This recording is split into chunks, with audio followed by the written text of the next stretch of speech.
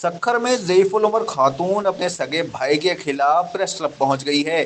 اسی حوالے سے مزید جان لیتے ہیں ہمارے نمائندے عقیل قریشی سے۔ جی عقیل، کیا کہنا تھا خاتون کا؟ تفصیلات سے آگاہ کیجیے گا۔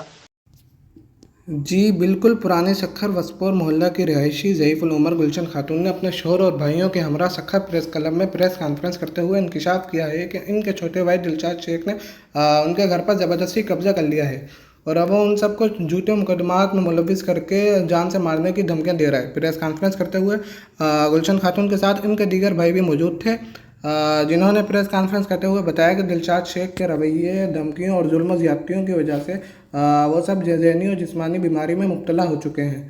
گلشن خاتون نے مزید کہا کہ دلشاد 10 سال جیل میں رہا، میں نے انسانی ہمدردی کے طور پر اس کے بچوں کو اپنے گھر میں رکھا اور پالا، اب وہی دلشاد ہمیں گھر سے نکالنے پر تلا ہوا ہے اور دلشاد کی پشت پناہی جو ہے وہ کچھ بلیک میلر صحافی اور دیگر بااثر لوگ کر رہے ہیں۔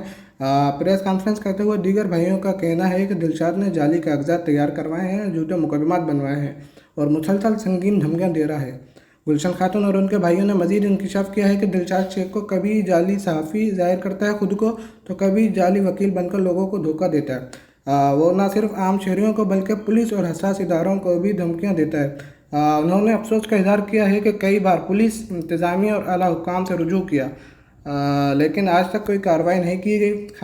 خاندان نے جو ہے I G Sindh, D I G Sukkur, commissioner Sukkur, chief justice Sindh high court سے اپیل کی ہے کہ فوری نوٹس لیا جائے اور ان کا قانونی حق اور جان و مال کا تحفظ یقینی بنایا جائے۔ جی بہت شکریہ عقیل، تفصیلات سے آگاہ کرنے کے لیے۔